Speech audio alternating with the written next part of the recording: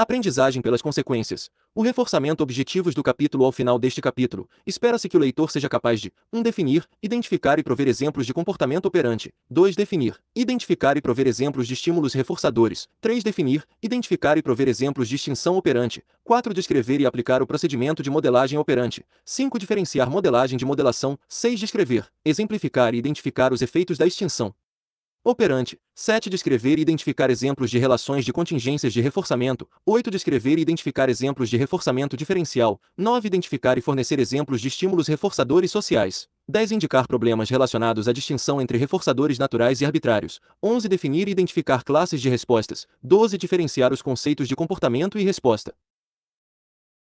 Nos capítulos 1 e 2, estudamos o comportamento respondente, isto é, vimos um tipo de relação entre o ambiente, estímulo, e o organismo, resposta, em que dizemos que um estímulo inicia uma resposta.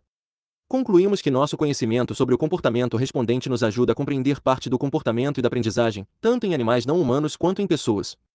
A despeito da grande relevância do comportamento respondente para a análise, compreensão e modificação, intervenção, do comportamento humano, ele, sozinho, não consegue abarcar toda a complexidade do comportamento humano e dos organismos em geral.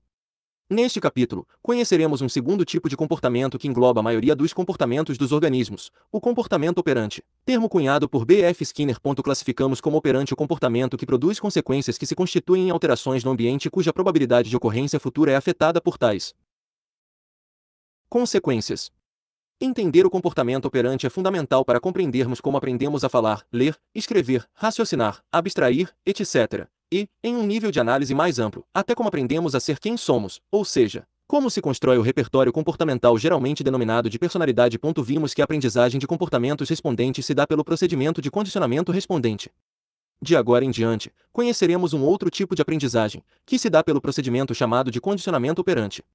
Nesse segundo tipo, faremos referência aos comportamentos que são aprendidos em função de suas consequências, em função das modificações que produzem no ambiente. Agora, em vez de falarmos de contingências SR, falaremos de contingências RS, ou RC, nas quais uma resposta do organismo produz uma alteração no ambiente, chamada de consequência. O comportamento operante produz consequências no ambiente. A maior parte de nossos comportamentos produz consequências no ambiente. Essas consequências consistem em mudanças no cenário que nos cerca. Um comportamento simples, como apertar o botão de um interruptor de luz, produz a consequência do acendimento da lâmpada. A luz que estava apagada, agora, está acesa, o que se constitui em uma mudança no ambiente produzida pelo comportamento de apertar o botão. Dizemos que essa mudança é uma consequência do comportamento. Em vez de apertar o botão, é possível emitir outro comportamento que produzirá a mesma consequência, pedir a alguém que acenda a luz.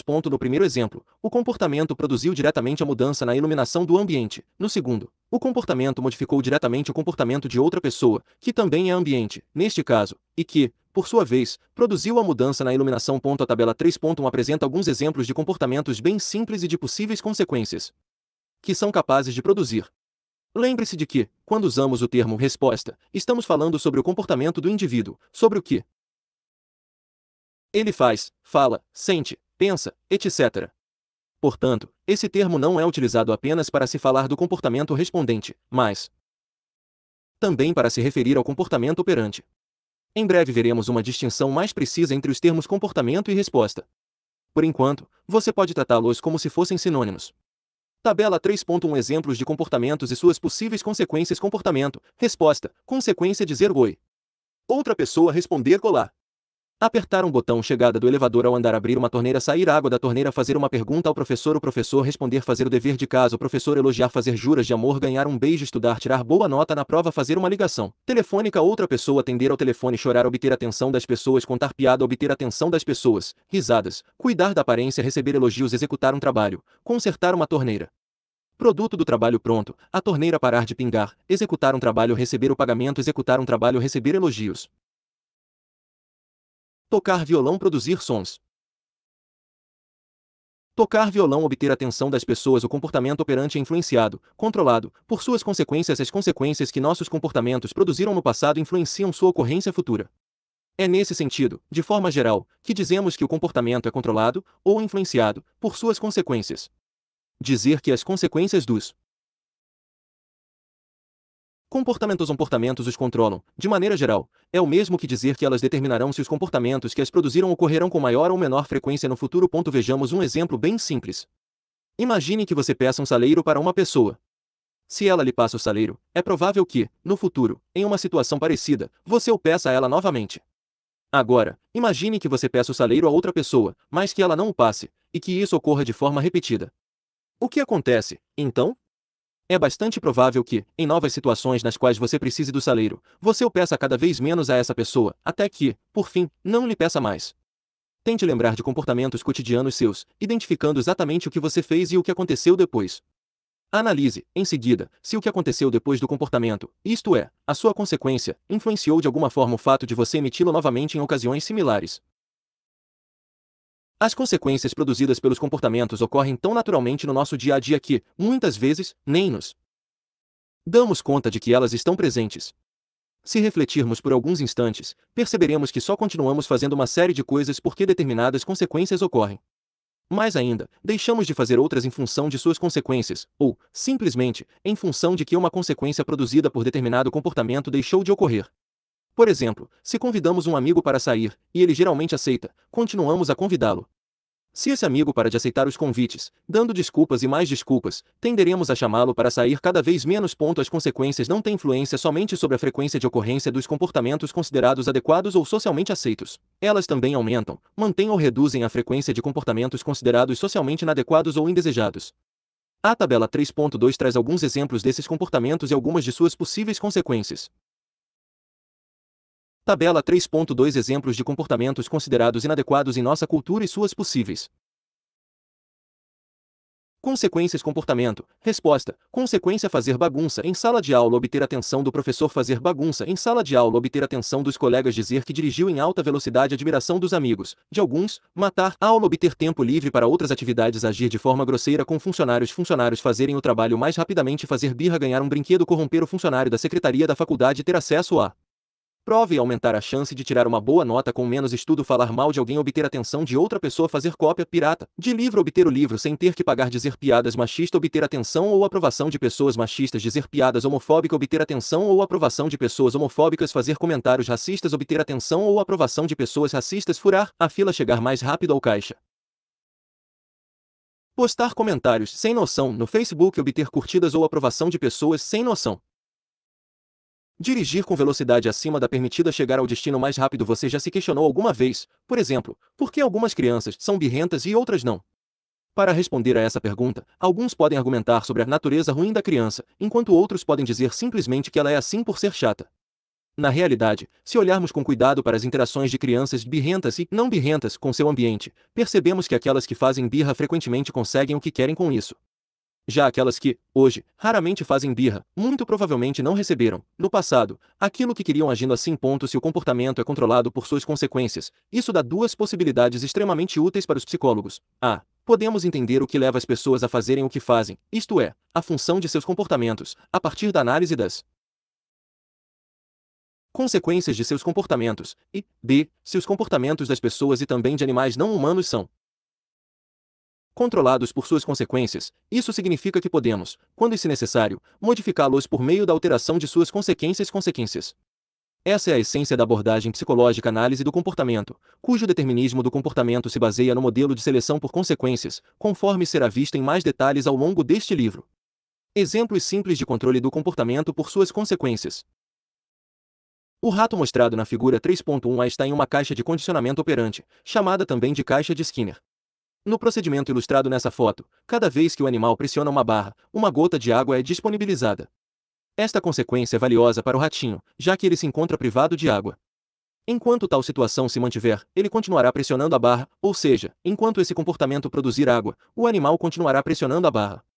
Nesse sentido, dizemos que o comportamento do ratinho é controlado por suas consequências, ou seja, o comportamento de pressionar a barra continua ocorrendo porque continua produzindo a apresentação da água. Dito de forma mais precisa, o pressionar da barra ocorre porque, no passado, essa mesma pressão produziu água. A explicação do comportamento, de acordo com o referencial teórico da análise do comportamento, está no passado, e não no futuro. São as consequências do comportamento que ocorreram no passado que explicam por que ele ocorre no presente e poderá ocorrer no futuro. Figura 3.1. Exemplos de comportamentos que exemplificam o controle do comportamento pelas consequências. Fonte: B. www.shutterstock.com Donut 6 Studio Kring Babigel, Studio Shot. Algumas crianças são extremamente hábeis em controlar o comportamento de seus pais. Quando querem alguma coisa e seus pais não cedem, elas simplesmente aprontam um maior berreiro. O que acontece, então? Muitos pais oferecem à criança o que ela quer no momento em que está fazendo birra. A figura 3.1b, a título de ilustração, mostra uma criança agindo assim. Digamos que essa criança esteja no supermercado, veja um doce e o peça para seu pai. O pai, nesse momento, diz não, e a criança começa a chorar. Ele, então, lhe dá o doce. Cada vez que o pai der o doce quando a criança estiver chorando, ele, possivelmente, torna mais provável que ela volte a chorar em situações semelhantes no futuro. Nesse sentido, em termos técnicos, dizemos que a consequência receber um doce controla o comportamento da criança, pois aumenta sua probabilidade de voltar a ocorrer. Da mesma forma, dizemos que a criança chorar, e parar de chorar após receber o doce, controla o comportamento do pai de dar o doce, pois aumenta sua probabilidade de voltar a ocorrer. Veja que controle do comportamento, nesse sentido, refere-se apenas aos efeitos das consequências sobre o comportamento, e não a concepções relativas a obrigar alguém a fazer algo. No exemplo do parágrafo anterior, não é preciso ser psicólogo para imaginar como modificar o comportamento da criança, se necessário. Talvez os pais até consigam que ela seja mais educada e peça adequadamente o doce ou um brinquedo, conversando várias vezes com ela. Mas só talvez. Duas outras ações dos pais, que envolvem mudanças nas consequências para os comportamentos do filho, poderiam ser mais eficazes. A. Não atender o filho quando ele pedir algo de forma socialmente inadequada, isto é, fazendo birra. B. Na medida do possível, atendê-lo quando pedir educadamente. Percebemos, nesse caso, que algumas crianças são birrentas não porque têm uma natureza ruim ou porque são chatas. Elas agem assim porque fazer birra tem funcionado, ou seja, as consequências reforçam esse comportamento. O mesmo raciocínio vale para uma infinidade de comportamentos de jovens, adultos, idosos, de qualquer ser humano, e também para comportamentos de animais não humanos. Vimos até agora que o comportamento produz consequências e é controlado por elas. Vimos também que algumas delas aumentam a probabilidade de o comportamento voltar a ocorrer. Classificamos essas consequências como reforçadoras. Portanto, consequência reforçadora, em termos gerais, é um tipo de consequência que aumenta a probabilidade de que volte a ocorrer o comportamento que a produziu. Novamente, temos uma relação entre o organismo e seu ambiente, na qual o organismo emite uma resposta, um comportamento, esta produz alterações no ambiente, e essas alterações modificam a probabilidade de tal comportamento voltar a ocorrer. É por isso que falamos de uma interação entre o organismo e seu ambiente quando nos referimos ao comportamento. Essa interação entre o organismo e o ambiente é descrita, em termos técnicos, por uma contingência de reforçamento. A contingência de reforçamento é expressa na forma se, então, se o comportamento X ocorrer, então a consequência Y ocorre. Por exemplo, se o rato pressiona a barra, então é disponibilizada uma gota d'água, se a criança faz birra, então ela ganha um doce. A contingência de reforçamento, nesse caso, é representada pelo diagrama RC, no qual o Rua representa a resposta e o C representa a consequência. No exemplo da criança que faz birra e é atendida por seus pais, podemos identificar a consequência reforçadora e os seus efeitos claramente. Cada vez que a criança faz birra e seus pais a atendem, aumenta a probabilidade, as chances, de que, na próxima vez em que estiver em situação similar, ela se comporte da mesma forma. Nesse caso, o aumento na probabilidade de ocorrência do comportamento é o efeito da consequência reforçadora. Também nesse caso, receber o que se está pedindo é a consequência reforçadora para o comportamento de fazer birra. Você consegue imaginar outros exemplos de consequências que mantêm alguns de seus comportamentos e os das pessoas com as quais convive?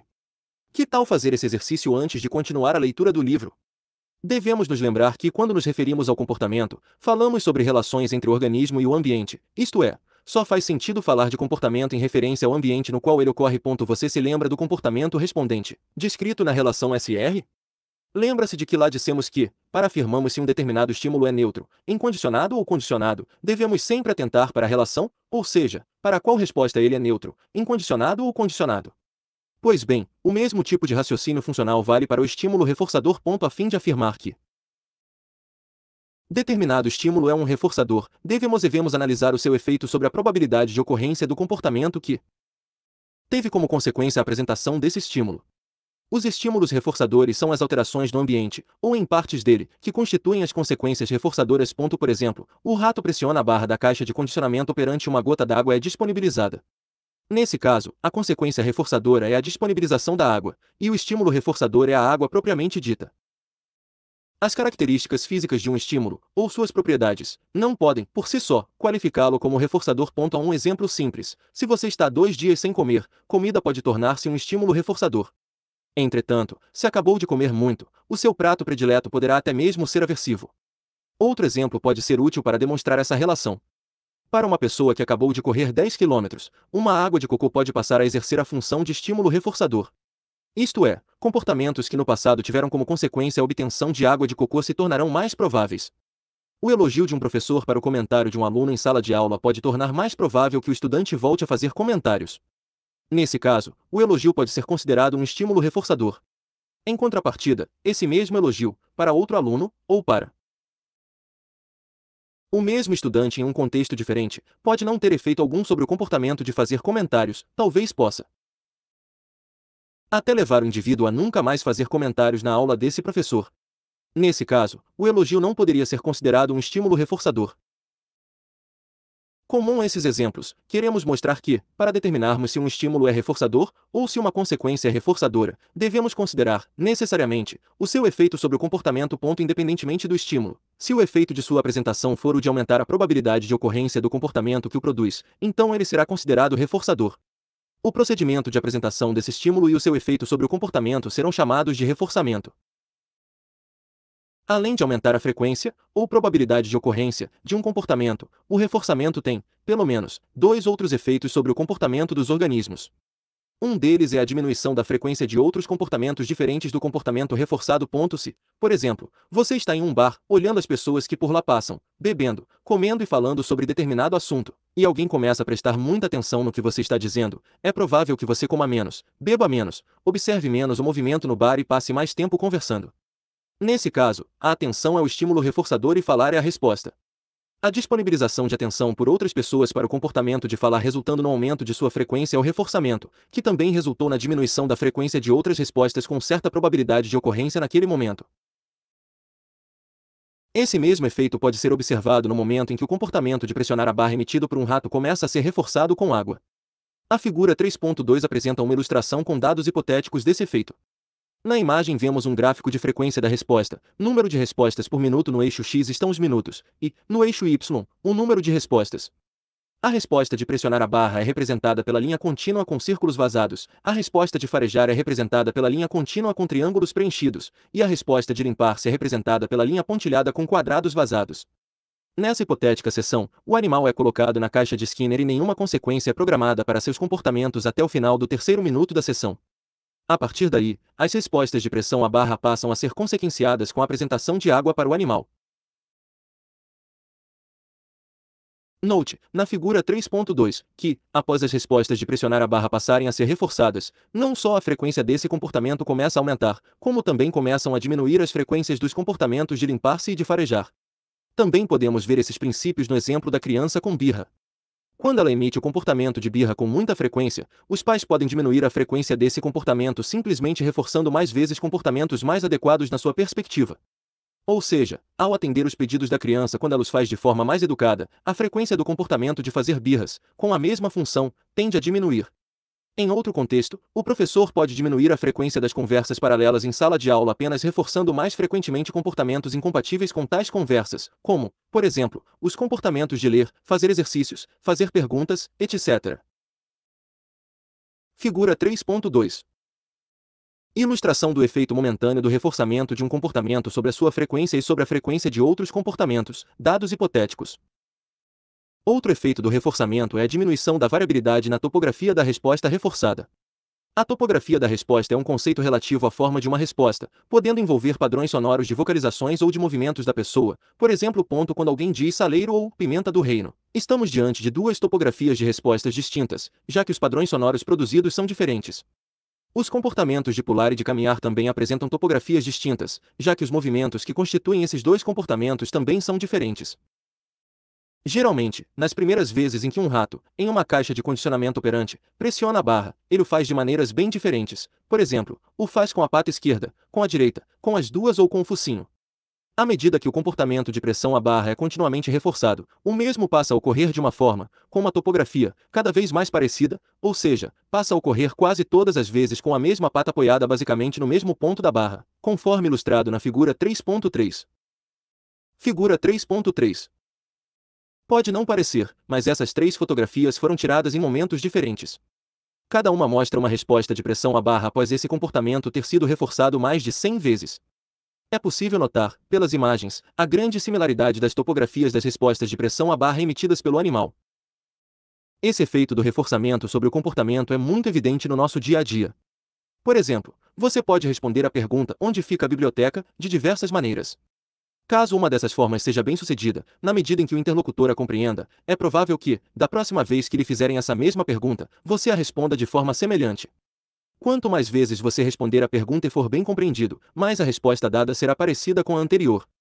A forma como você abre portas, fala, escreve, dirige, entre outros exemplos, é, provavelmente, quase sempre bem parecida, em função das repetidas exposições às contingências de reforçamento de tais comportamentos.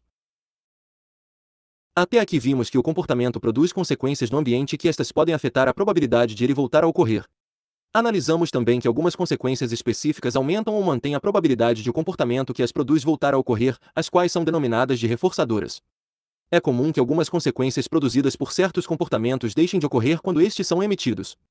Quando isso acontece, observamos no comportamento que as produzir efeitos contrários aos produzidos pelo reforçamento. Quando suspendemos, encerramos, o reforçamento de um comportamento, verificamos que a frequência de sua ocorrência diminui, retornando ao seu nível operante, isto é, retornando à frequência com que ocorria antes de ter sido reforçado. Esse procedimento, que consiste na suspensão do reforçamento, e o processo dele decorrente são conhecidos como extinção operante-operante. Portanto, a suspensão do reforçamento é um procedimento de extinção operante. Esse procedimento gera um processo comportamental também chamado de extinção operante, que consiste na diminuição gradual da frequência de ocorrência do comportamento até o seu retorno ao nível operante, que pode ou não ser igual a zero. Se a suspensão do reforçamento produz uma diminuição na frequência de um comportamento, é possível concluir que os efeitos do reforçamento em relação à manutenção do comportamento são temporários. Para testarmos essa afirmação, basta realizarmos um experimento com três situações distintas. Na primeira, observamos e registramos a frequência do comportamento de um organismo sem contingências de reforçamento programadas, nível operante. Na segunda, reforçamos o comportamento, bem como observamos e registramos a sua frequência, reforçamento. Na terceira, retiramos o reforçamento e novamente observamos e registramos a frequência do comportamento, extinção. Foi exatamente isso que os pesquisadores Hugh M. Walker e Nancy K. Buckley fizeram e relataram em um artigo científico publicado em 1968. Walker e Buckley, 1968, conduziram uma intervenção, que também foi uma pesquisa, com uma criança que apresentava dificuldades de ficar concentrada durante tarefas na sala de aula. Os pesquisadores, inicialmente, registraram quantos intervalos de 10 minutos a criança permanecia realizando as tarefas adequadamente, nível operante, ao longo da aula. Em seguida, começaram a dar-lhe pontos toda vez que fazia a tarefa adequadamente a cada intervalo de 10 minutos. Por fim, Walker e Buckley pararam de dar os pontos, mesmo se ela passasse os 10 minutos de um dado intervalo engajada na tarefa escolar. Ao final da intervenção, a criança pôde trocar os pontos ganhos por brinquedos de sua preferência. A figura 3.4 apresenta os resultados da intervenção realizada por Walker e Buckley. No eixo X são apresentados os intervalos de 10 minutos, e, no eixo Y, o percentual de tempo que a criança passou engajada nos exercícios em cada um desses intervalos. Veja que, durante os 6 primeiros intervalos, de nível operante, ela não ficou mais de 38% do tempo de cada intervalo fazendo os exercícios. A partir do 7º, iniciou-se o reforçamento do comportamento de fazer exercícios, a criança passou a ganhar pontos por se engajar na tarefa. Note que, assim que a nova contingência de reforçamento foi iniciada, o percentual de tempo que a criança passava fazendo os exercícios começou a aumentar, chegando a próximo de 100%. Por volta do 22º intervalo de 10 minutos, no qual houve a suspensão do reforçamento, o percentual de tempo fazendo as tarefas começou a diminuir, até que se estabilizou em percentuais próximos a 40%, os quais são muito parecidos com aqueles registrados durante o nível operante. Figura 3.4. Percentual de tempo fazendo exercícios em sala de aula. Fonte, adaptada de Walker e Buckley, p. 247, 1968. Esses resultados da pesquisa de Walker e Buckley são importantes nesta altura do livro por dois motivos principais. Em primeiro lugar, mostram claramente o efeito do reforçamento e da extinção sobre o comportamento. Insere-se o reforçamento, a frequência do comportamento aumenta. Retira-se o reforçamento, a frequência do comportamento diminui. Em segundo, resultados como esse são importantes para nos lembrar que precisamos planejar contingências que permaneçam em vigor mesmo na ausência do psicólogo, ou seja, na ausência de quem faz a intervenção comportamental. No caso da criança da pesquisa de Walker e Buckley, seria importante que ela continuasse fazendo os exercícios sem que esse comportamento fosse mantido apenas pelo ganho de pontos, mas, sim, por reforçadores disponíveis na sala de aula, como, por exemplo, atenção e reconhecimento de professores e colegas. Esses reforçadores, entre outros, geralmente mantêm os comportamentos acadêmicos daquelas pessoas que chamamos de estudiosas. O principal efeito do procedimento de extinção, como vimos, é o retorno da frequência do comportamento aos seus níveis prévios, ou seja, ao nível operante. No entanto, além de diminuir a frequência da resposta até o nível operante, esse procedimento produz outros 3 efeitos importantes no início do processo de extinção operante. Veremos, a seguir, alguns deles. Aumento na frequência da resposta no início do procedimento de extinção. Durante um procedimento de extinção, antes de a frequência da resposta começar a diminuir, ela pode aumentar abruptamente. Suponha que um rato tenha passado por 5 sessões de reforçamento e que, na 6ª sessão, 7 minutos após seu início, o comportamento de pressionar a barra tenha sido colocado em extinção. Um gráfico típico de extinção seria similar ao apresentado na figura 3.5. Nela, há 2 gráficos apresentando os dados dessa hipotética seção de extinção. O da parte superior mostra a frequência simples de respostas, e deste, o número de respostas em cada minuto, e o da parte inferior mostra os mesmos dados em frequência acumulada, e deste, o somatório da frequência simples a cada minuto. Observe que, nos primeiros minutos, de 1 a 6 minutos, vigora o reforçamento, CRF, sigla para reforço contínuo, das respostas de pressão à barra. No 7º minuto, entra em vigor o procedimento de extinção. Note que, do 7º ao 9º, há um aumento na frequência da resposta de pressão à barra em relação àquela registrada durante o reforçamento contínuo, chegando a 18 respostas por minuto. No gráfico de frequência acumulada, quanto maior a inclinação da curva, maior a frequência de respostas. Na parte inferior da figura 3.5, é possível observar um aumento na inclinação da curva a partir do 7º minuto. Do 10º minuto da sessão em diante, verificamos a diminuição gradual na frequência das respostas de pressão à barra, que é a principal característica do processo de extinção. Figura 3.5. Processo de extinção operante. Dados hipotéticos. No início do procedimento de extinção, antes de a frequência do comportamento começar a declinar, verifica-se o seu aumento abrupto. Na parte superior da figura, temos a frequência simples de respostas de pressão à barra, na parte inferior, a frequência acumulada do mesmo comportamento durante o procedimento de extinção. Um exemplo simples dessa característica do processo de extinção no comportamento cotidiano pode ser observado quando tocamos a campainha da casa de um amigo e não somos atendidos. Provavelmente você já passou por uma situação assim. O que geralmente fazemos antes de virarmos as costas e ir embora? Começamos a pressionar o botão da campainha várias vezes antes de desistir. É importante lembrar que esse aumento inicial pode ocorrer, e não que necessariamente ocorrerá em todos os processos de extinção. Aumento na variabilidade da topografia da resposta. Logo no início do processo de extinção, a forma como o comportamento estava ocorrendo começa a modificar-se. No exemplo da campainha, também podemos ver essa característica. Além de pressionarmos várias vezes o botão, começamos a fazê-lo ou com mais força ou com a mão toda, bater na porta ou mesmo bater palmas. Se observarmos com cuidado um rato em uma caixa de condicionamento operante no início do procedimento de extinção da resposta de pressão à barra, também verificaremos que a forma com que ele emite o comportamento poderá variar, pressionar com a pata esquerda, com a direita, de lado, etc. Evocação de respostas emocionais. Tente se lembrar de algumas vezes em que algum comportamento seu foi colocado em extinção. Por exemplo, quando estudou muito para uma prova e tirou nota baixa, quando telefonou várias vezes para seu namorado ou namorada e ele não atendeu. Como você se sentiu? É bem provável que algumas respostas emocionais, como, por exemplo, aquelas comumente vistas na raiva, na ansiedade, na irritação ou na frustração, tenham ocorrido. Não é raro, por exemplo, observarmos aparelhos de telefone celulares serem jogados no chão quando seu dono não consegue fazer uma ligação importante ou volantes serem socados quando o carro não pega. No exemplo do rato que tem o seu comportamento de pressionar a barra submetido ao procedimento de extinção, é comum observarmos respostas emocionais como a de morder a barra. Vimos que, nas situações em que o reforçamento é suspenso, a frequência do comportamento diminui. Mas por quanto tempo um comportamento pode continuar ocorrendo após a suspensão do reforçamento? Quantas vezes o comportamento ocorre sem reforçamento antes de retornar ao nível operante? Uma pessoa troca mensagens por aplicativo de celular quase todos os dias com um amigo, por exemplo. O amigo responder funciona como a consequência reforçadora para o comportamento de enviar mensagens. Caso o amigo bloqueie essa pessoa, o comportamento de enviar mensagens não será mais reforçado, o que se constitui em um exemplo do procedimento de extinção operante. Quantas vezes ela enviará mensagens para o amigo antes de desistir? Em outro exemplo, quantas vezes o ex-namorado irá ligar para a ex-namorada tentando reatar o romance até que desista de uma vez por todas? Por quanto tempo um ratinho continuará pressionando a barra da caixa de Skinner, sem que esse comportamento seja reforçado pela apresentação de água ou comida, até passar a pressioná-la com a mesma frequência vista em nível operante? Quando fazemos perguntas como as do parágrafo anterior, estamos indagando sobre resistência à extinção, que pode ser definida como o tempo ou o número de vezes que um determinado comportamento continua ocorrendo após a suspensão do reforçamento. Dizemos que, quanto mais tempo, ou quanto maior o número de vezes que o comportamento continua a ocorrer sem ser reforçado, maior é a sua resistência à extinção. Veja que dizer que um comportamento tem alta resistência à extinção não é a explicação de por que ele demora a ser extinto. Resistência à extinção é a própria demora, é o fenômeno propriamente dito, e não sua explicação.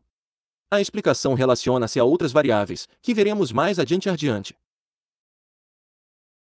De modo geral, cotidianamente, pessoas cujos comportamentos apresentam alta resistência à extinção são rotuladas como perseverantes, esforçadas, empenhadas, cabeças duras ou teimosas.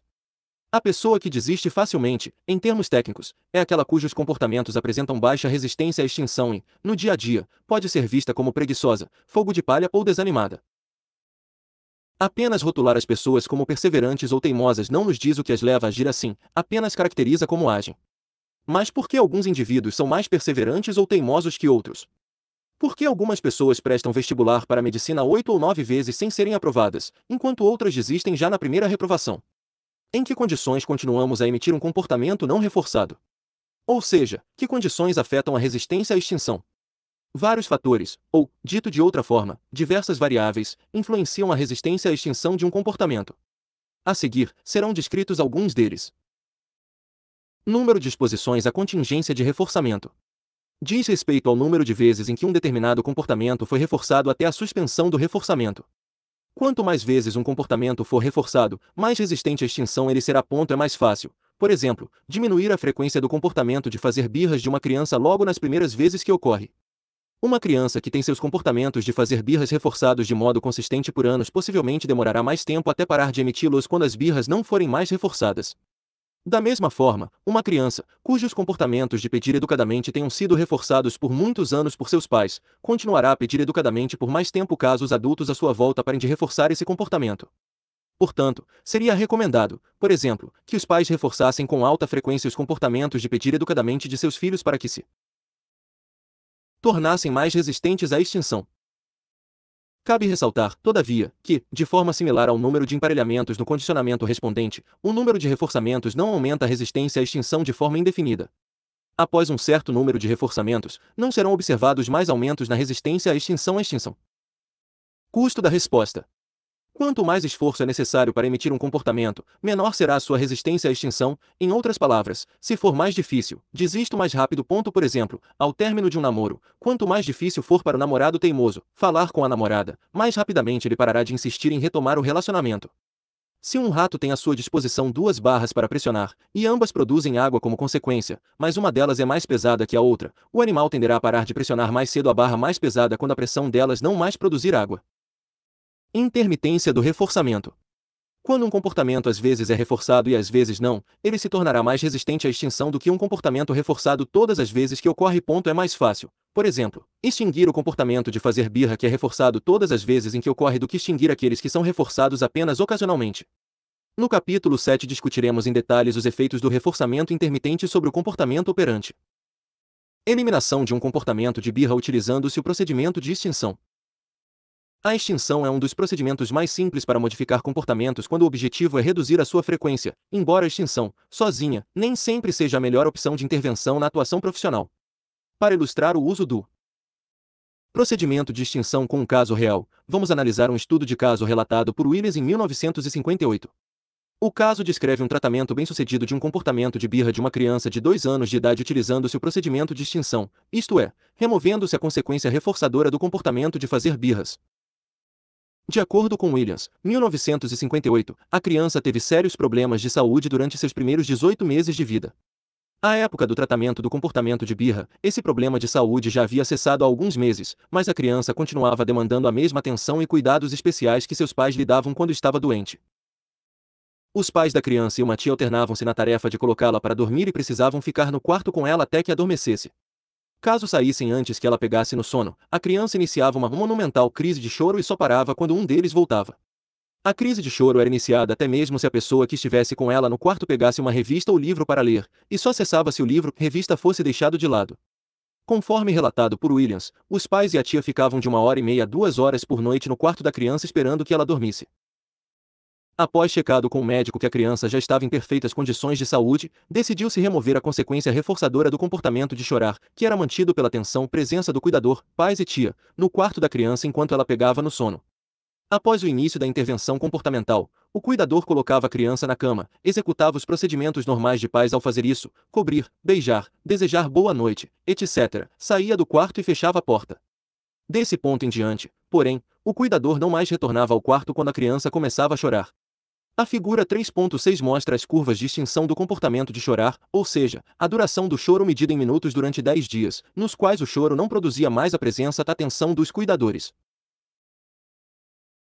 Veja que, na primeira noite da primeira extinção, representada na figura 3.6 pela linha contínua, a criança ficou 45 minutos chorando após o cuidador deixar seu quarto. Na segunda, ela não chorou, segundo Williams, possivelmente por conta da fadiga produzida pelos 45 minutos de choro da noite anterior. Na terceira, ela chorou por 10 minutos, e a duração da birra foi diminuindo uma noite após a outra, até se extinguir por completo a partir da sétima noite. Conforme relatado por Williams, a partir da 10ª noite, o choro não só havia cessado, como a criança sorria enquanto seus pais deixavam o quarto. Esses resultados são impressionantes na medida em que um problema que atormentava os cuidadores e a própria criança por tanto tempo foi resolvido pela simples suspensão da consequência reforçadora, isto é, pelo procedimento de extinção. Figura 3.6. Curvas de extinção do comportamento de chorar da criança do estudo de Williams, 1958. Fonte, adaptada de Williams, 1958, figura 1, p. 269. E a segunda extinção, representada pela linha pontilhada da figura 3.6? O que aconteceu? Segundo Williams, uma semana depois da 10ª noite, a tia foi colocar a criança para dormir e começou a chorar. A duração do choro é mostrada no gráfico da primeira extinção. A tia, diante da birra, retornou ao quarto da criança. Ao fazer isso, ela acidentalmente executou o chamado procedimento de recondicionamento do comportamento de chorar da criança. Esse procedimento nada mais é do que reintroduzir o reforçamento a um comportamento que estava em procedimento de extinção. Conforme ilustrado na figura 3.6, um único reforçamento foi suficiente para restabelecer a duração de respostas aos mesmos níveis observados antes do procedimento de extinção ser iniciado. Dessa forma, uma nova sequência de 10 noites com o procedimento de extinção teve que ser realizada, e foi chamada de segunda extinção. Veja que também, na segunda extinção, a criança já não chorava mais a partir da 7ª noite. Um dado que chama atenção é o fato de a criança ter voltado a chorar na presença da tia, mesmo tendo deixado de fazê-lo na presença dos pais. Esse fenômeno é denominado de discriminação de estímulos operante, e será abordado em detalhes no capítulo 6. Embora a extinção seja um procedimento eficaz para se reduzir a frequência de um comportamento, ela não costuma ser utilizada isoladamente em contextos aplicados, prática profissional. Se, além da extinção de um comportamento-alvo, outros comportamentos considerados mais adequados socialmente, que tenham a mesma função, forem reforçados, os resultados serão mais rápidos, e o processo será menos aversivo. Por exemplo, não deve ter sido nada fácil para os pais deixar seu filho chorando por 45 minutos, ainda mais depois de uma história de doença grave como a da criança citada no estudo de Williams, 1958. Além disso, é sempre importante construir repertório, e não apenas eliminar comportamentos considerados inadequados. Se eu choro e produzo atenção, e isso está gerando problema para mim e para os outros, devo não só parar de chorar com essa função, mas também aprender a chamar a atenção de maneiras mais socialmente adequadas, como conversando, por exemplo. Vimos até aqui como comportamentos já presentes no repertório comportamental dos indivíduos podem ter sua frequência modificada por suas consequências. A partir de agora, analisaremos como um novo comportamento passa a fazer parte do repertório comportamental de um organismo. O repertório comportamental é o conjunto de comportamentos de um indivíduo que se tornam prováveis dadas certas condições ambientais. Conforme visto em outros capítulos, já nascemos com alguma preparação biológica para interagir com o ambiente. Mas não nascemos, por exemplo, falando a nossa língua materna. Você sabe também que não aprendemos a falar de um dia para o outro, ou que não dormimos um dia sem saber engatinhar e acordamos no outro correndo pela casa. Novos comportamentos não surgem do nada. Os comportamentos novos que aprendemos surgem a partir daqueles que já existem em nosso repertório comportamental. Tomemos como exemplo uma descrição de como podemos começar a aprender a falar. A maioria dos bebês já nasce emitindo diversos sons diferentes: gu, da, b, e, etc. Muitos desses sons compõem palavras numa língua e são denominados de fonemas pela linguística. Um bebê, pouco tempo após nascer, pode emitir todos os fonemas encontrados em todas as línguas do mundo, passando considerável período de tempo emitindo-os aleatoriamente. Suponha que, em um desses momentos, a mãe do bebê esteja presente, ao lado do berço, repetindo para seu filho: mamãe, mamãe, e a criança, olhando para ela, diz: gu, da, b, e. Os minutos vão se passando, e, em um dado momento, o bebê emite um som parecido com uma. Quando isso ocorre, a mãe, felicíssima, acaricia seu filho na barriga e sorri para ele. O que parece ter acontecido? Isso mesmo, você acertou. A mãe disponibilizou uma consequência potencialmente reforçadora para a vocalização da criança. O bebê emitiu a resposta dizer mã, e a consequência desse comportamento foi receber atenção e carinho da mãe, os quais, geralmente, são potentes estímulos reforçadores no controle do comportamento humano. Se essas consequências apresentadas pela mãe resultarem no aumento da probabilidade de que o bebê volte a dizer mã quando ela estiver próxima, podemos afirmar que o carinho e a atenção dela são estímulos reforçadores para os comportamentos daquela criança. Se nossa conclusão estiver correta, podemos dizer que o comportamento de dizer mã se tornará cada vez mais frequente. No entanto, o bebê ainda não fala mamãe. Continuemos, então, o exemplo. Depois de algum tempo, provavelmente a mãe deixará de dar tanta atenção e carinho quando seu filho disser apenas mã. O fato de a mãe fazer isso consiste no procedimento de extinção. Vimos que, quando um comportamento é colocado em extinção, ocorre um aumento na variabilidade de sua topografia. Esse aumento na variabilidade topográfica poderá acontecer com o comportamento do bebê, de modo que ele provavelmente emitirá variações de mã, como mã, mat e mang, por exemplo. É provável que a criança, em algum momento, repita o mã logo após emitir o primeiro mã, formando mã. Provavelmente, a mãe passará a reforçar essa resposta verbal, uma vez que se assemelha mais à mamãe do que apenas mã.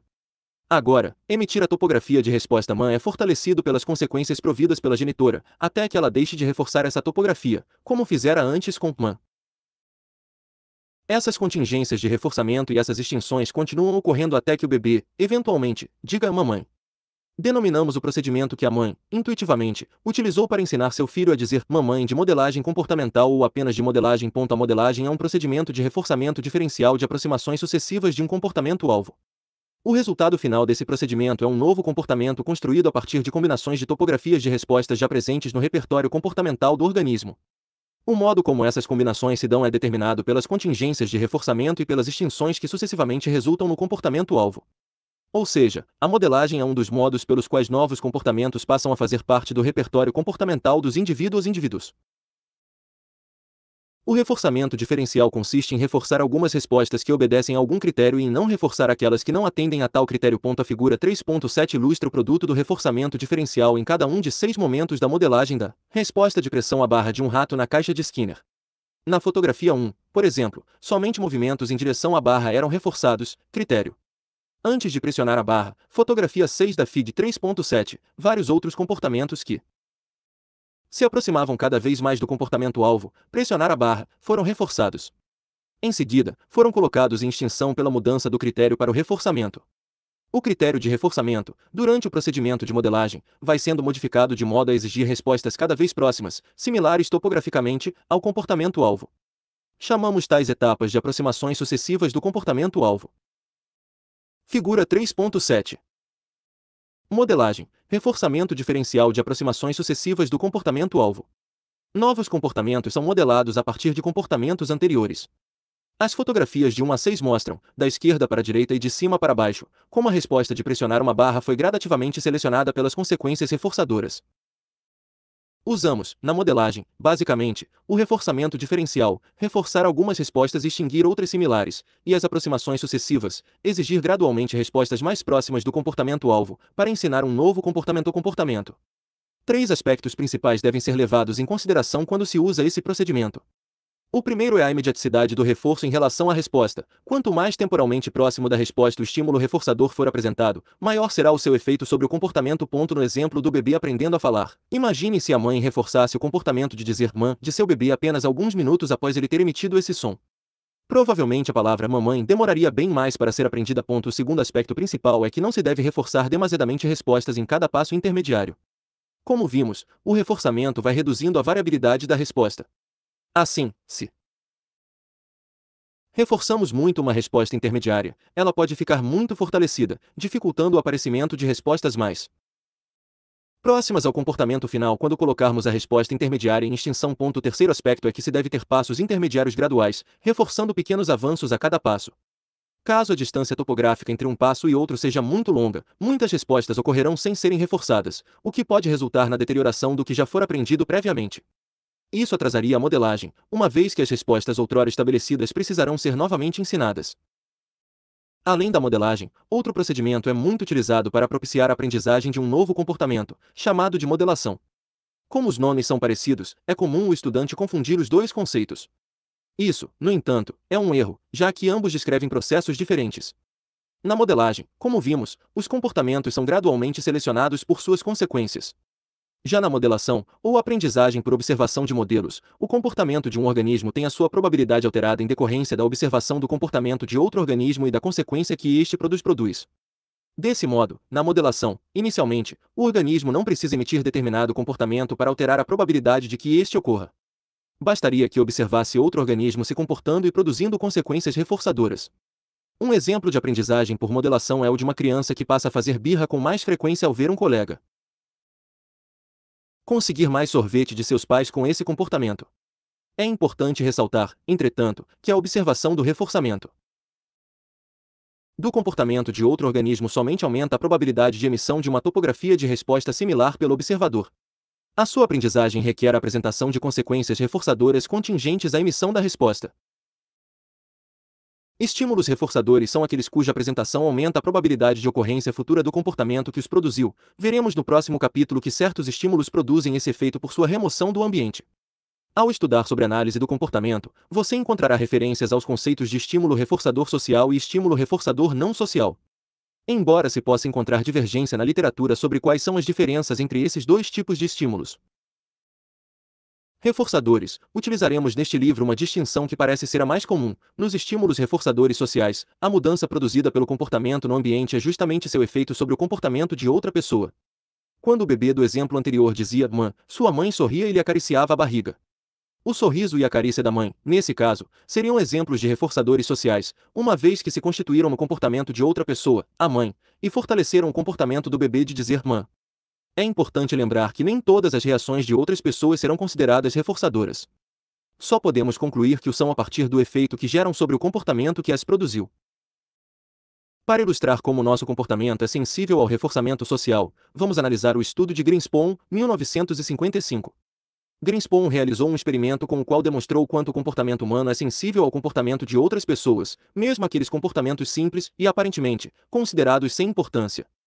Em seu experimento, 75 estudantes universitários foram divididos em 5 grupos, com 15 participantes cada. Cada um dos sujeitos realizou uma única sessão experimental, individualmente, com duração de 50 minutos. Todos os participantes eram instruídos a dizer todas as palavras que lhes viessem à cabeça, uma por uma, sem formular frases ou contar. Deveriam fazê-lo até o experimentador dizer-lhes que parassem. Para os indivíduos do grupo I, cada palavra dita no plural era seguida pela vocalização MMM1, análogo àquele som e balançar de cabeça que utilizamos no dia a dia para demonstrar que estamos prestando atenção, ou seja, que estamos interessados no que as pessoas ao nosso redor estão dizendo ou fazendo. Para os participantes do grupo segundo, cada palavra dita no plural era seguida pela vocalização U, outro tipo de vocalização, que, para os norte-americanos, sinaliza certa reprimenda. Para os grupos terceiro e quarta, as vocalizações supostamente reforçadoras e punitivas seguiam a emissão de palavras no singular, respectivamente. As vocalizações eram apresentadas durante os 25 primeiros minutos de sessão e omitidas nos 25 minutos finais. Um quinto grupo funcionou como controle, isto é, sem a emissão de vocalizações pelo experimentador durante os 50 minutos de sessão. Greenspan verificou um aumento estatisticamente significativo no número de palavras ditas no plural quando seguidas pela vocalização MMMU e uma diminuição quando seguidas pela vocalização UU. Para as palavras no singular, grupos terceiro e quarta, a apresentação das duas vocalizações tendeu a diminuir sua frequência de emissão. Ao final de cada sessão, o experimentador perguntava aos participantes sobre o que era o experimento e qual era a função das vocalizações. Apenas 10 dos 75 participantes foram capazes de descrever com precisão as contingências entre as vocalizações do experimentador e o seu próprio comportamento verbal. Como apontado pelo pesquisador, diferentes vocalizações tiveram diferentes efeitos para diferentes conjuntos, ou classes, de respostas, dizer palavras no plural versus no singular. Greenspan demonstrou, com esse estudo, como as sutis consequências sociais do comportamento podem exercer controle sobre a sua probabilidade de ocorrência. Já sabemos qual a definição de estímulo reforçador social. E qual seria a definição de estímulo reforçador não social? Se há apenas dois tipos de reforçadores com relação ao seu caráter social ou não, podemos definir os não sociais como aqueles cuja função fortalecedora independe dos efeitos de um comportamento sobre o comportamento de outra pessoa. Reforçadores não sociais, dessa forma, podem ser definidos como alterações no ambiente não social, isto é, no ambiente que não se refere ao comportamento alheio. Alguns exemplos seriam: a luz acender após apertar o interruptor, abrir uma torneira e a água sair, empurrar um móvel e ele se mover, ligar o ar-condicionado e a temperatura baixar, e assim por diante. Um fator complicador da distinção apresentada anteriormente é que certas alterações no ambiente não social são mediadas por outras pessoas, isto é, também envolvem alterações no comportamento alheio. Por exemplo, se uma criança pede para um adulto pegar a lata de biscoitos em uma prateleira fora de seu alcance e o adulto atende ao seu pedido, podemos dizer que o comportamento da criança alterou o ambiente não social, já que resultou no acesso aos biscoitos. Porém, esse acesso ocorreu pelo intermédio do comportamento de outra pessoa. Nesse exemplo, o comportamento de pedir teve efeito tanto sobre o comportamento de outra pessoa, reforçamento social, como sobre a lata de biscoitos, reforçamento não social. Não há consenso na área com relação a como classificar exemplos como esse, e um debate mais aprofundado foge ao escopo deste livro. Para fins didáticos, tentaremos manter aqui o uso do termo reforçadores sociais para aquelas alterações no comportamento alheio que resultam no aumento da frequência do comportamento que as produz, como um sorriso, um carinho, um olhar, a simples presença de alguém, certos gestos, certas vocalizações, etc., um uso comum na literatura sobre análise do comportamento aplicada. Como este livro é uma introdução aos conceitos básicos dessa ciência, a distinção aprofundada entre reforçadores sociais e não sociais não é tão importante no momento. O estudante deve se ater, nesse momento de sua formação, à possibilidade de alterações do ambiente muito diferentes entre si reforçarem os mais diversos comportamentos. Essas alterações extrapolam, em muito, os exemplos mais comuns em textos didáticos, como a apresentação da água como consequência ao comportamento de pressionar a barra. Para seres humanos, sorrisos, gestos, falas, carícias, atenção, expressões de aprovação e admiração podem ser poderosos estímulos reforçadores, independentemente de como sejam classificados. Quais consequências deveriam manter o comportamento de estudar? Notas, elogios, ganhar pontos, ganhar brinquedos, resolver problemas práticos do dia a dia? Quais consequências mantém o comportamento de tocar violão de um músico profissional? O som produzido pelo movimento das cordas do instrumento? O dinheiro recebido por cada apresentação? O aplauso do público? Os elogios dos críticos de música? Todas essas consequências juntas? Perguntas como essas estão relacionadas, de maneira geral, à distinção entre estímulos reforçadores naturais e arbitrários. A distinção entre estímulos reforçadores naturais e arbitrários talvez seja ainda mais controvertida, na literatura da área, que aquela entre estímulos reforçadores sociais e não sociais. De maneira geral, essa distinção gira em torno de, entre outros fatores, a consequência reforçadora para um determinado comportamento ter sido, de alguma maneira, planejada ou não, ou de o estímulo reforçador ter sido ou não produzido diretamente pelo comportamento em questão. Alguns autores, por exemplo, diriam que, se o comportamento do músico de tocar violão é reforçado pelo som que sai do instrumento, o som produzido seria um estímulo reforçador natural. Esses mesmos autores diriam ainda que, se esse mesmo comportamento fosse reforçado pelo pagamento do cachê, talvez pudéssemos falar que o dinheiro seria um estímulo reforçador arbitrário. Nesse sentido, estímulos reforçadores naturais seriam aqueles produzidos diretamente pelo comportamento, ao passo que estímulos reforçadores arbitrários seriam aqueles mediados, de alguma forma, pelo comportamento de outra pessoa. Não há consenso na literatura sobre quais seriam as diferenças relevantes para se classificar um estímulo reforçador como natural ou arbitrário, ou em que circunstâncias um mesmo estímulo reforçador seria considerado um ou outro. Detalhar essa literatura aqui fugiria um pouco ao escopo deste livro e o tornaria demasiadamente longo.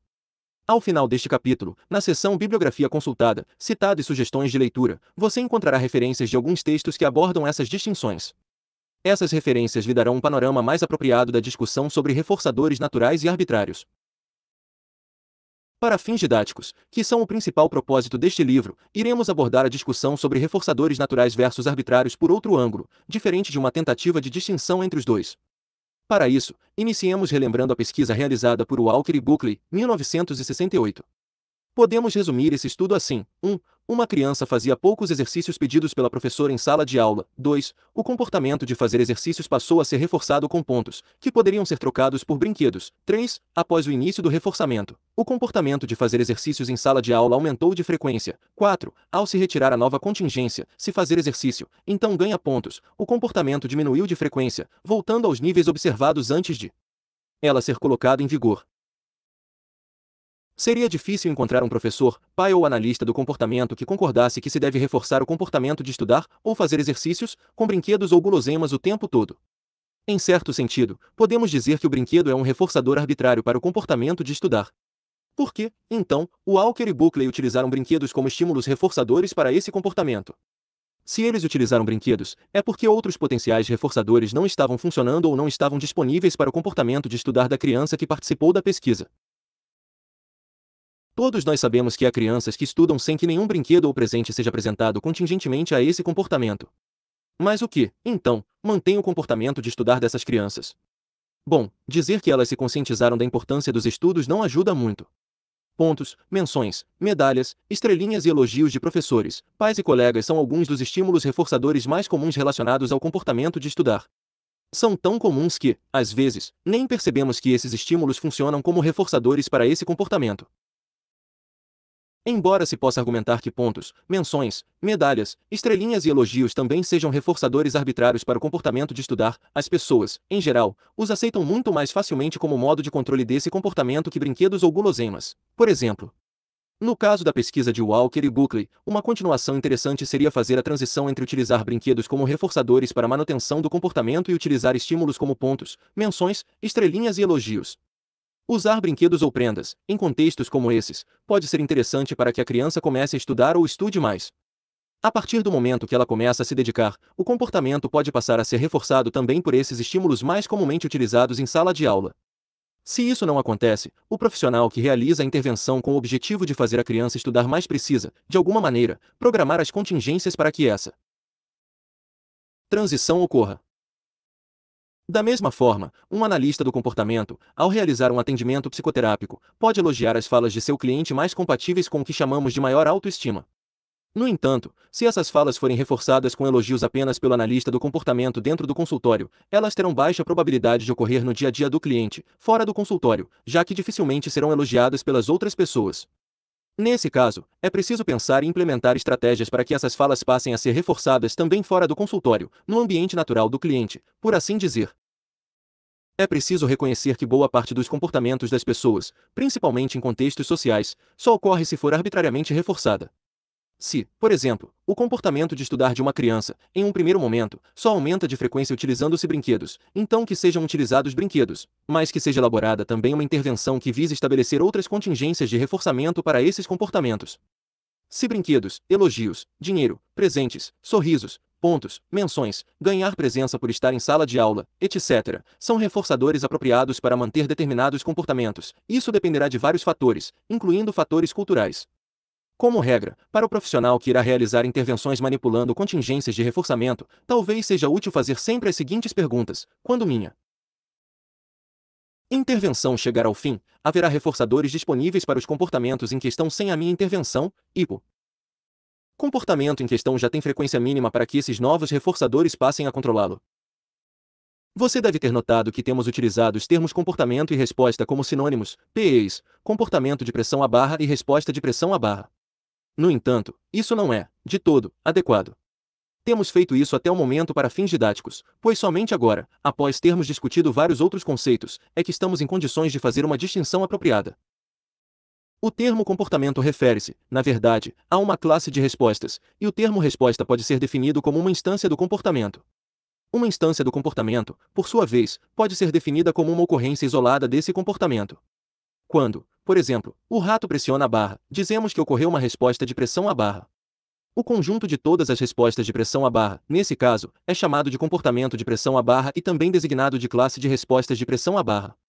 É por isso que dizemos, por exemplo, que o rato emitiu 10 respostas de pressão à barra, e não 10 comportamentos de pressão à barra. Quando falamos de conjuntos, ou classes, estamos nos referindo a agrupamentos de itens ou eventos segundo algum critério para realizar esse agrupamento. Um conjunto de números ímpares, por exemplo, reunirá apenas aqueles cuja divisão por 2 não resulte em números inteiros. O mesmo raciocínio se aplica a classes de respostas. Temos que utilizar algum critério para poder dizer que determinadas respostas constituem uma classe de respostas. Veja a seguir alguns desses critérios. Agrupamento pela relação funcional. Vimos neste capítulo que as respostas de um organismo podem produzir certo tipo de consequência no ambiente que aumenta a probabilidade de ocorrerem respostas semelhantes. Chamamos esse tipo de consequência reforçadora. Quando determinadas respostas produzem sistematicamente determinada consequência reforçadora, dizemos que há uma relação funcional entre elas e a consequência. Nesse caso, quando determinadas respostas possuem a mesma função, podemos agrupá-las em uma classe de respostas funcional, ou seja, o critério utilizado para agrupá-las é a sua função. Mesmo respostas topograficamente diferentes podem fazer parte da mesma classe de respostas funcional. Por exemplo, uma criança pode gritar e obter a atenção dos pais, se jogar no chão e obter a atenção dos pais, pedir educadamente e obter a atenção dos pais. Nesse caso, essas três respostas, mesmo que com topografias diferentes, podem constituir uma classe de respostas definida pela sua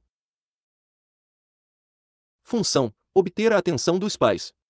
Cada grito ou pedido é uma ocorrência, uma instância, uma resposta da classe de respostas. Chamar a atenção dos pais. Também falamos, neste último caso, do comportamento de chamar a atenção dos pais. Quando uma classe de respostas é definida pela sua função, podemos defini-la como uma classe de respostas operante e denominá-la comportamento operante ou, simplesmente, operante. Agrupamento pela topografia da resposta. Podemos definir uma classe de respostas simplesmente por sua forma, isto é, por sua topografia. Por exemplo, dar tchau acenando com o braço para alguém. Dizemos que alguém está dando tchau acenando com base nos movimentos realizados pela pessoa, seu braço e sua mão. Nesse caso, cada aceno é uma resposta. O conjunto das respostas de dar tchau é uma classe de respostas que também pode ser denominada de comportamento de dar tchau. Ainda sobre o conceito de comportamento, é importante ressaltar que há uma definição, bastante comum na literatura, que pode ser problemática e, até mesmo, considerada incorreta por alguns autores, como, por exemplo, Todorov e Henriques, 2013. Essa definição diz que comportamento é interação entre organismo e ambiente. O uso dessa definição é problemático porque o comportamento é parte da interação na qual estamos interessados, e não a própria interação. Uma implicação desse uso incorreto é a identificação do comportamento operante com a própria contingência da qual ele é apenas um dos termos. Por exemplo, o rato pressiona a barra da caixa de condicionamento operante e essa resposta de pressão à barra é sistematicamente seguida pela apresentação de água para o animal. Essa relação pode ser descrita pela contingência, se pressionar a barra, então apresentação de água. Note que a interação é descrita pela contingência, RC, e que o comportamento é apenas uma parte dela. A resposta de pressão à barra é uma instância de uma classe de respostas, isto é, de um comportamento. Essa classe de respostas, por sua vez, pode ser denominada de comportamento de pressão à barra, ou seja, um comportamento operante definido por sua função. Principais conceitos apresentados neste capítulo. Conceito, descrição, exemplos, comportamento operante, RC, comportamento que modifica, que opera sobre, o ambiente e é afetado por suas consequências. Quando falamos, podemos afetar o comportamento de outras pessoas. Consequência reforçadora é um tipo de consequência do comportamento que aumenta a probabilidade de esse comportamento voltar a ocorrer. Quando pedimos o saleiro, sua entrega é a consequência reforçadora que mantém a frequência do comportamento de pedi-lo no futuro, quando precisarmos dele novamente. Contingência de reforçamento é relação de condicionalidade, se, então, funcional entre um comportamento e sua consequência. Se pede o saleiro, então o recebe. Procedimento de extinção operante é a suspensão de uma consequência reforçadora anteriormente produzida por um comportamento. Pedimos o saleiro a uma pessoa que sempre atendia nosso pedido, entretanto, por quaisquer razões, ela não nos passará mais o saleiro quando pedirmos. Processo de extinção operante é a diminuição da frequência do comportamento até o seu nível operante após a suspensão da consequência reforçadora. Deixaremos de pedir o saleiro para essa pessoa após repetidos pedidos não reforçados. Modelagem é um procedimento utilizado para se ensinar um comportamento novo por meio de reforço diferencial de aproximações sucessivas do comportamento-alvo. Pais e parentes reforçam e extinguem sucessivamente o balbuciar dos bebês, exigindo sequências de sons cada vez mais parecidas com os sons das palavras da sua língua materna.